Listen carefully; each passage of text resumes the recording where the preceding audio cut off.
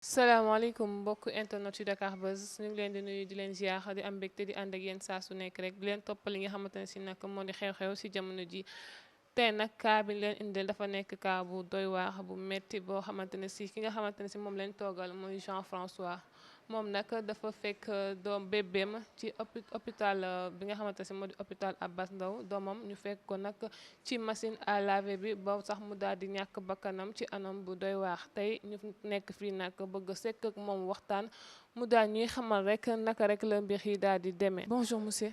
Bonjour madame. Nous voulons que vous nous expliquiez ce qui s'est réellement passé. Ok, moi c'est Jean-François Coudérin. Je suis le papa du bébé qui a été retrouvé dans la machine à laver. Le dimanche 23, j'ai été à l'hôpital à Bassindao avec mon épouse. On a été transféré là-bas où elle devait accoucher d'urgence. Et si on a été transféré là-bas, c'est parce qu'on cherchait.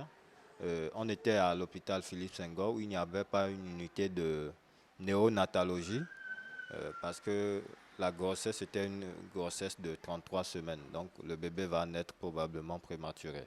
Voilà, donc il faut qu'on ait une couveuse pour prendre l'enfant. Donc raison pour laquelle on nous a orientés à Bassindao. Une fois à Bassindao, ce dimanche, on m'a donné des ordonnances à acheter parce on devait faire une césarienne. Voilà. Donc, après avoir été à la pharmacie, acheter tout, à mon arrivée, je constate qu'elle a déjà accouché. On m'a annoncé qu'elle a accouché par voie basse, sans résistance, il n'y avait pas un problème. La maman n'a rien, le bébé se porte très bien et qu'ils ont déjà envoyé le bébé à la néonatologie sous leur lampe chauffante. Voilà.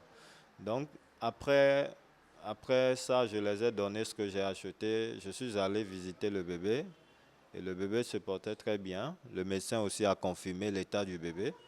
Il m'a dit, bon, voilà, il y a des trucs, des soins à apporter à l'enfant, tout ça. Et je suis allé à la pharmacie, j'ai apporté ce qu'il fallait.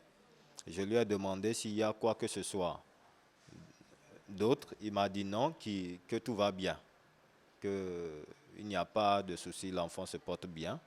Son rythme cardiaque est normal, tout va bien chez l'enfant. Donc, après ça, je suis allé rejoindre la maman.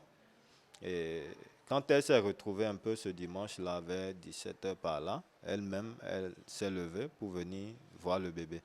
Et c'est là qu'on nous faisait comprendre que le bébé va bien, que le bébé a mangé 5 millilitres et ensuite 15 millilitres. Donc, du coup, tout va bien chez le bébé et que le bébé mangeait par voie normale. Il n'y avait pas de malformation, rien. Le bébé était en forme. Que d'ici demain, ils vont même sortir le bébé pour la mettre dans la salle où restent les bébés. Donc je les ai dit, c'est trop tôt parce que le bébé est né le dimanche vers 14 heures par là et vous voulez sortir déjà le bébé le lundi. Donc moi je craignais que, vu que le bébé est prématuré, qu'il arrive quelque chose, des incidents, que le bébé décède. Donc ils m'ont rassuré que non, l'état du bébé va bien, que le bébé peut supporter la sortie. Donc vu qu'on n'est pas du corps, on n'a pas insisté. Le lundi, quand on est revenu pour les procédures de sortie de la maman, vers midi, on est parti pour visiter le bébé et c'est là qu'on a constaté qu'effectivement, ils ont sorti le bébé, ils l'ont mis dans la salle kangourou. Donc, ils étaient en train d'apporter des soins au bébé, donc on n'a pas pu réellement vu le bébé, mais on a vu le bébé de loin amené dans la salle où il y avait la lampe chauffante. Et à 19 heures, à 19 heures, on a terminé tout ce qu'on avait à faire. La maman a été libérée, on a pris tous les papiers. Et je suis allé au labo parce que le docteur m'avait donné des analyses à faire pour le bébé. Donc je suis allé récupérer les résultats. Les résultats étaient négatifs. L'enfant n'a pas un risque n'a pas une infection, malformation, tout est normal. Donc j'ai apporté le résultat et euh, là où se trouvait l'enfant dans la salle kangourou, j'ai apporté les résultats. L'infirmière, on l'a demandé est-ce qu'on peut voir l'enfant une dernière fois avant de partir. Elle a sorti le bébé à la porte, on a vu le bébé. C'est là que j'ai remarqué que la température, la salle était climatisée. Donc je disais, mais est-ce que le froid qu'il y a dans la chambre ne va pas affecter le bébé? Elle m'a dit non, qu'ils ont des couvertures pour enrouler le bébé. J'avais les habits du bébé, des couvertures sur moi, j'ai proposé, ils ont dit non, ce n'est pas nécessaire. Donc on s'est donné rendez-vous pour mardi à midi pour venir, pour que la maman aille allaiter le bébé. Donc le mardi à 11h50, la maman était arrivée à l'hôpital. Et c'est là qu'elle est restée jusqu'à midi 16 par là. Elle n'a pas pris contact avec le bébé. Elle m'a appelé pour me dire que voilà, jusqu'à présent, elle n'a pas encore allaité le bébé. Tout ça, on lui a dit d'attendre, qu'ils sont en train de travailler, mais le bébé se porte bien, que dans quelques instants, elle pourra allaiter le bébé. Donc quand elle m'a appelé, moi je trouvais ça un peu anormal parce que donner aux parents 12 heures pour venir visiter le bébé et qu'à 12 heures qu'on dise qu'il y a d'attente, ça veut dire qu'il y a un problème, il y a quelque chose qui se passe. Donc je me suis déplacé en même temps sur l'hôpital, à l'hôpital du moins, et c'est là, je suis resté avec la maman jusqu'à 14h30. Donc c'est courant 14h30, 15h que le surveillant général, M. Diop, m'a appelé dans son bureau pour m'expliquer ce qui se passe. Une fois dans son bureau, il m'a dit qu'à 6 heures du matin, il s'est produit quelque chose et que le bébé est décédé. J'ai dit, mais quel bébé est décédé? Il a confirmé que c'est notre bébé qui est décédé. Je lui ai demandé où est le corps du bébé. Il m'a dit que le corps du bébé n'est plus là, que le corps du bébé est à CTO, que la police scientifique était de passage, constater les faits, tout ça, et puis ils sont partis avec le bébé.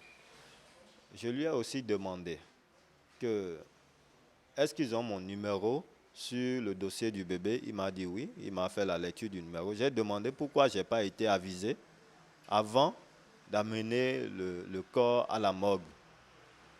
Il m'a dit que depuis la Covid, quand une mort n'est pas naturelle et c'est suspect, comme ça, on leur recommande de trouver les raisons qui a occasionné le décès. Que c'est pour cela qu'ils ont envoyé le corps à la morgue de CTO, parce qu'ils n'ont pas un médecin légiste à Abassindao. C'est pour cela qu'ils ont envoyé le corps à la morgue de CTO pour pratiquer l'autopsie. Est-ce que le directeur de l'hôpital vous a expliqué qu'est-ce qui s'est réellement passé? Est-ce que le directeur de l'hôpital vous a expliqué qu'est-ce qui s'est réellement passé jusqu'à ce que vous avez trouvé votre bébé dans la machine à laver? Bon, en réalité, le directeur ne m'a pas expliqué en personne ce qui s'est passé. Il a convoqué mon tuteur le jeudi, par le biais du surveillant général. Et c'est une fois à l'hôpital qu'on lui a fait comprendre que si on nous tournait comme ça depuis, on aurait déjà imaginé qu'il se passe quelque chose. Et qu'ils ont retrouvé le corps du bébé dans une machine à laver, dans un programme de lavage à 90 degrés pendant 30 minutes, ce qui a complètement déchiqueté le bébé et a laissé le corps dans un état vraiment inimaginable. Donc lui, ayant vu cela, il était choqué, il ne pouvait même pas manger ni dormir, et que c'est pour éviter aux parents d'avoir un choc psychologique qui n'ont pas voulu nous informer depuis le mardi quand l'incident s'est produit, et qu'il a jugé bon d'appeler la police, tout ça, et de mener les enquêtes. Donc c'est eux qui ont entamé les procédures, c'est eux qui ont appelé la police, et c'est eux qui ont pris l'engagement de pratiquer l'autopsie. Nous, on n'avait pas donné notre accord. Voilà. Vous n'avez pas soupçonné quelqu'un? Bon, moi, je ne peux pas soupçonner. Moi, je pensais au début que le bébé était décédé comme ça. Donc, si c'était le cas, j'allais dire, c'est parce que j'ai demandé, ils ont laissé le bébé dans le froid. Certainement, c'est ça qui a occasionné la mort du bébé. Mais vu que ce n'est pas le cas, parce qu'on ne parle même plus d'un bébé, on parle des résidus d'un bébé.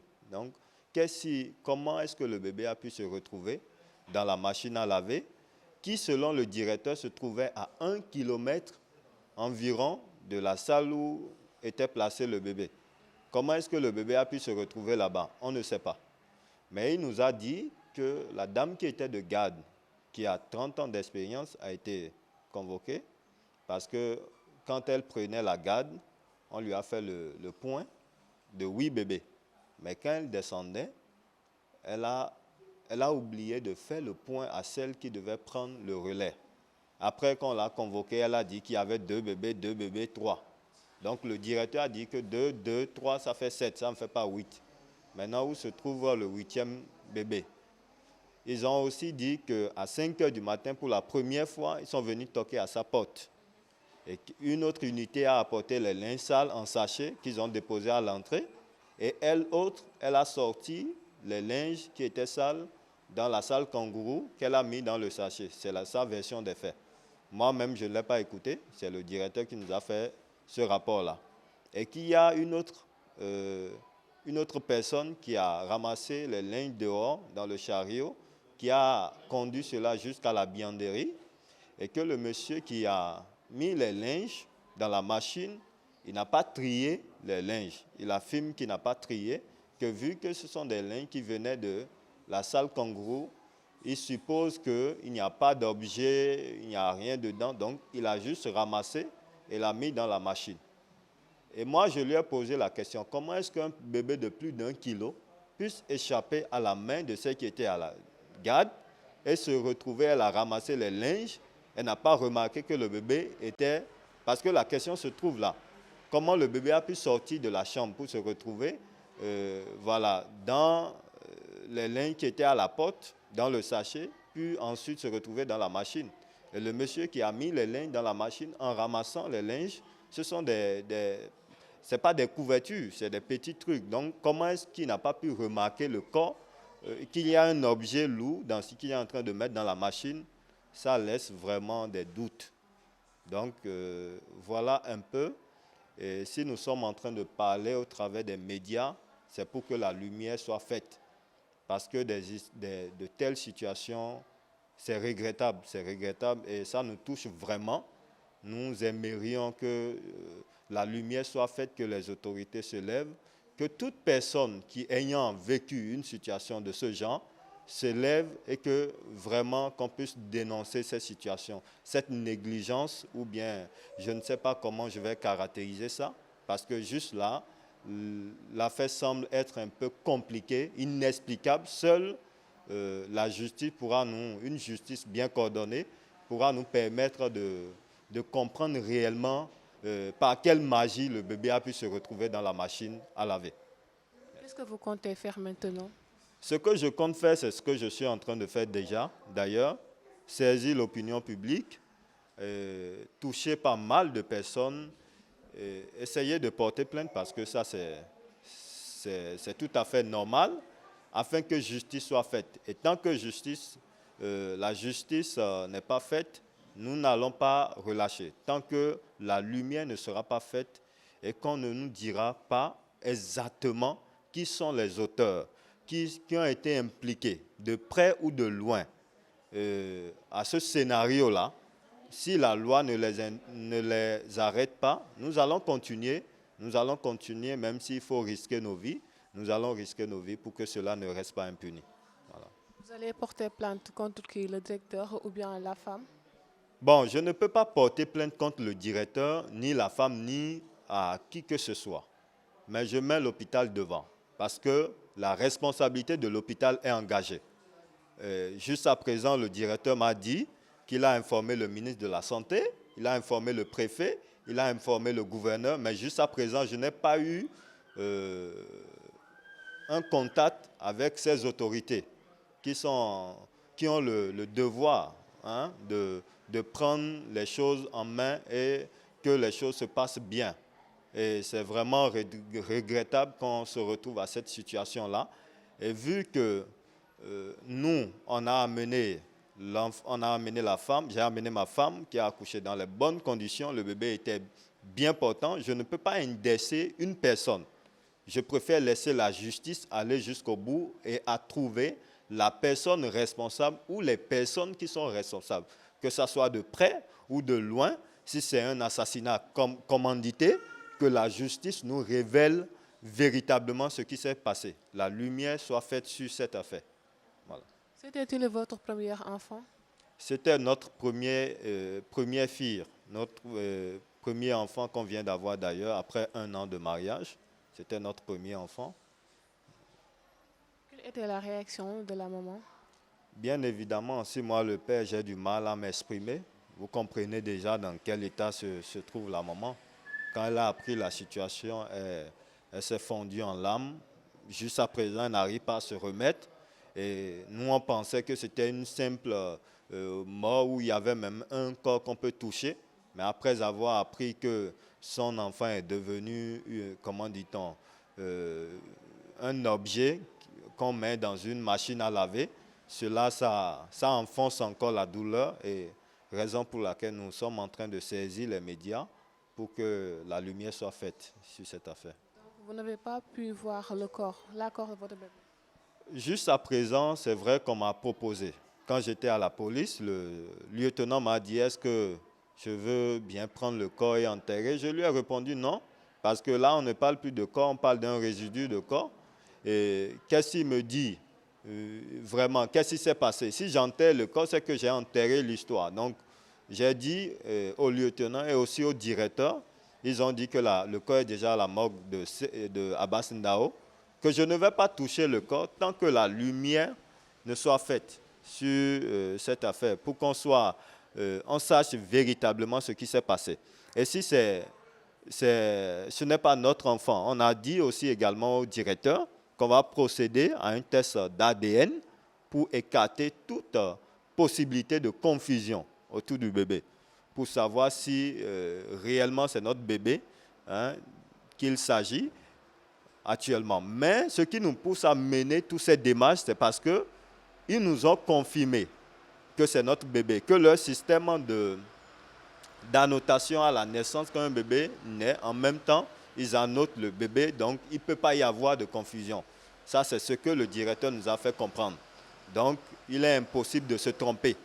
Voilà, donc ça veut dire qu'avant que l'hôpital ne m'annonce le décès, je suppose qu'ils ont mené réellement leur investigation. Ils sont sûrs que c'est notre bébé. Donc, sur ces bases, on lance les médias et on saisit les autorités afin que la lumière soit faite. Mais néanmoins, je vais quand même procéder à un test d'ADN dans un laboratoire anonyme qu'on ne va pas révéler afin de confirmer ce qu'ils nous ont affirmé. Voilà. Merci. Bon, mon dernier mot, comme je l'ai dit, c'est que la lumière soit faite. Que la lumière soit faite et que les responsables, qu'on ne nous présente pas des cobayes qui vont subir des préjudices en prison.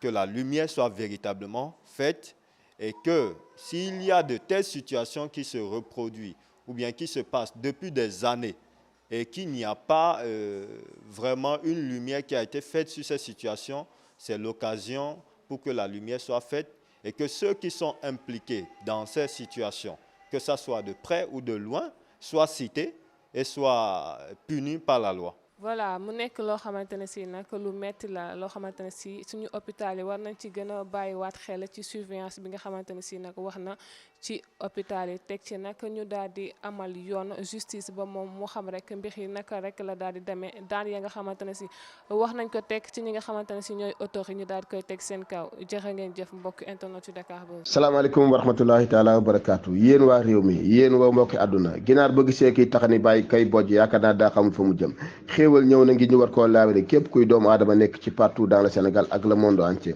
lan moo ñëw xéewal goo xam ne kan moo koy indi cheikh bi yéen ñi nga xam ne yéen am feebaru tànk yi métti yéen ñi nga xam ne yéen feebaru bopp yi métti yéen ñi nga xam ne yéen ay mag ñi nga xam ne tey ak ay ndaw yoo xam sax dana am feebar di tuur ndox tey ku ñëw cheikh bi faj la ci lu gaaw loo xam ne yaakaar naa ni preuve lay laaj bi ci des mooy yéen ñi nga xam ne yéen utilisé woo wàllu drogue ñi nga xam ne jëm ci cigarette lu jëm ci wàllu yamba lu jëm ci wàllu képp kuy drogue rek soo ñëwee cheikh bi jindi ko ci lu gaaw bi ci des nag te gën a jaaxal nit ñi nag mooy ku nu sàcc ci lu matul ñaar fukki fan boo ñëwee cheikh bi feeñal la sax sàcc ci cheikh bi wër na réew mi juróom-ñaar waaye kenn du cheikh bi lu jëm ci wàllu bopp bi métti tànk yi métti wàllu sàcc ak wàllu mag muy tuur ndox ak xale bi tuur ndox ak lépp loo xam ne rek wàllu cat ak làmmiñ la boo ñëwee ci cheikh bi fat la te comme faddoo fanaan bi jëlal numéro téléphone bii nga xam ne moom la cheikh bi di laabiré gars yu baax yi muy 77 090 15 10 ku fi ñëw cheikh bi fat la te comme doo fanaan bi toj na Nigéria toj na Banjul toj na le monde entier kenn du cheikh bi bopp bi metti tànk yi metti wàllu cigarette yamba sangara ak lépp li nga xam ne sàcc la ak mag muy tuur ndox ak gone gi tuur ndox boo ñëwee cheikh bi faj la ci lu gaaw kenn du cheikh bi man dem naa seeti cheikh bi jërë ngeen jëf. TapTap Send mooy application bi tax nga mën a yónnee ak jot xaalis bitim réew ba Sénégal li ci neex mooy 2 euros dong ngay fay ca bitim réew ak lu xaalis bi mën a toll. soo nekkee Canada États-Unis wala Angleterre doo fay dara yomb na te gaaw na ci saa si nga jot message bi sa téléphone ay yow li neex na di. alors lan ngay xaar mën nga télécharger application bi ci Play Store ou Apple Store ci saa si nga daal di mën a yónnee.